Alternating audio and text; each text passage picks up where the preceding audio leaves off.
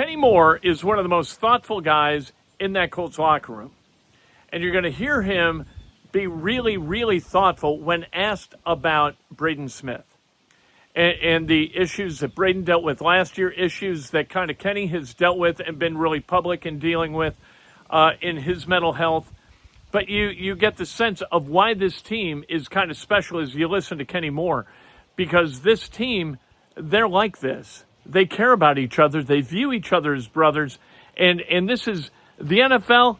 It's a game with brothers, but it's also a business. And you don't see the brotherhood kind of triumph over the pragmatics of the NFL too often. But I think with this Indianapolis Colts team, you are. I respect Braden Smith wholeheartedly, just for taking the time out for himself to really maximize his well-being, not only for himself but for his family. I know he has a newborn baby. He and his wife, they're covered by a great family, so I know the only thing they want for him is for him to feel his best. And I've had a lot of conversations with Braden um, through the time, or probably post that time, where he was going through a lot. And I just have a lot of respect and love, as a brother and as a friend, um, for my teammate. Stephen, go ahead. Hey, Kenny, we're just talking to Shane about how he's like a big believer in maximizing the tight end position. You actually, you're on the other side of that a lot of times with other teams. I know Pittsburgh has used a lot of their tight ends, Arthur Smith. Why are, let me rephrase that.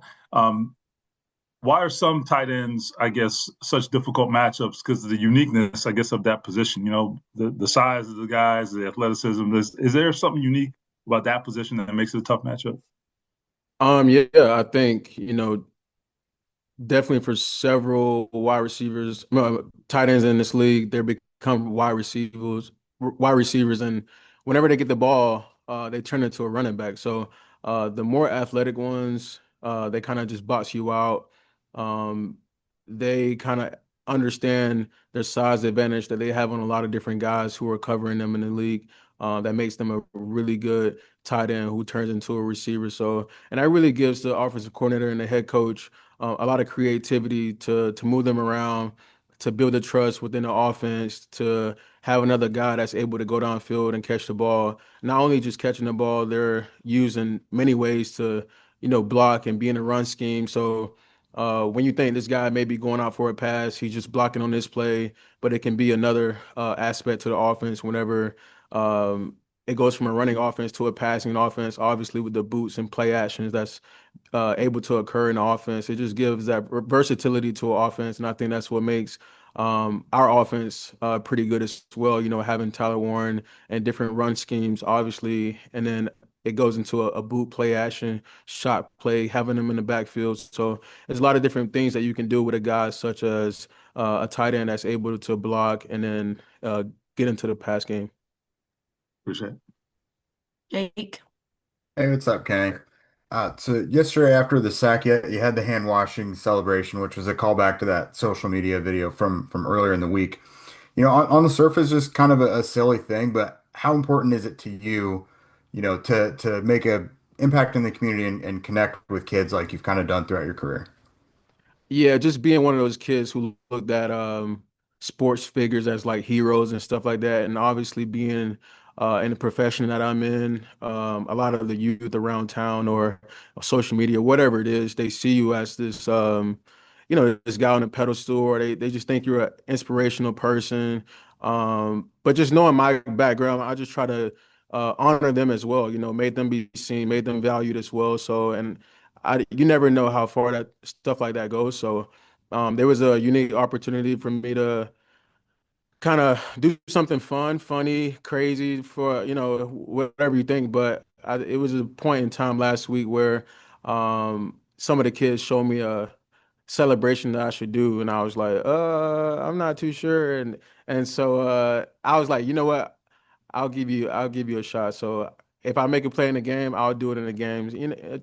you just never know how far it go. And any chance I get to honor those little heroes who fight illnesses and diseases and fighting their great fight each day.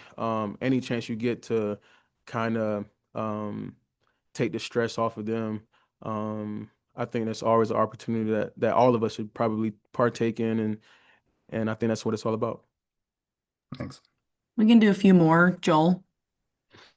Kenny, how do you feel coming back from being off for 2 or 3 weeks? Does it take some time to get back into it, or you feel pretty good about where you're at? I mean, being off for a month isn't ideal.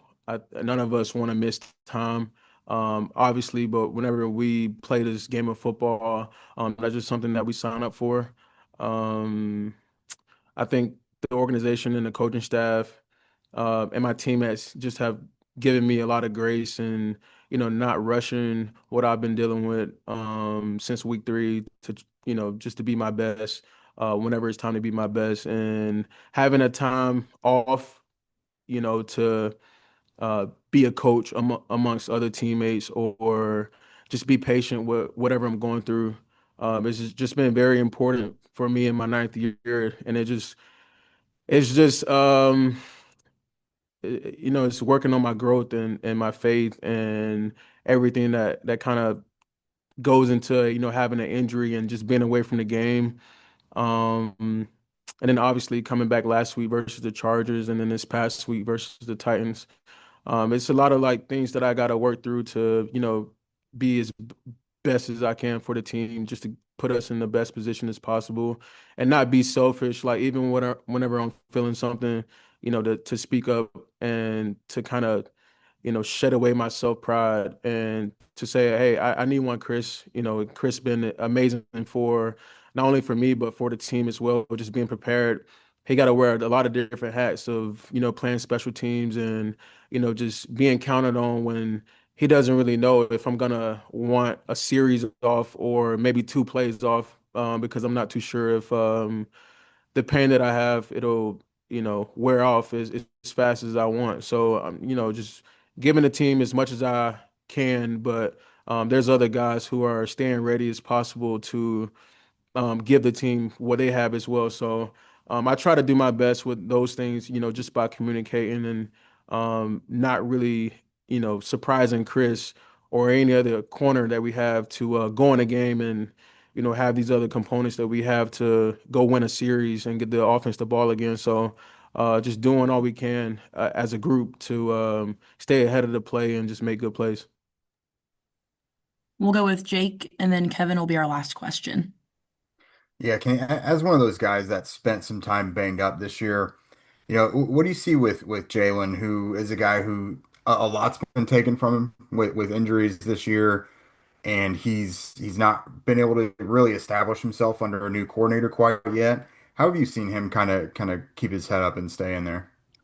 Well, I would just say from like my perspective of having to miss time during the season, something that you can always look forward to is it's a long season, so there's a lot of different opportunities that still waiting to be made. There's a lot of good plays that's still waiting to be made. So I know Jalen is attacking treatment each day and just attacking, meetings and preparing like he's going to play. Those things are very important to making sure that, you're not just falling behind in meetings and you're not just falling behind on just because you're not going to be able to dress out on Sundays. There's a lot of things and a lot of time that you really got to maximize over the weeks. Obviously we played 8 games over the course of the weeks, and he had gotten hurt middle of training camp. So there's a lot of mental reps of like walk through time, meeting time. He's in weights with us. He's around us a lot still. So I think for me, and he's a guy that sits right by me in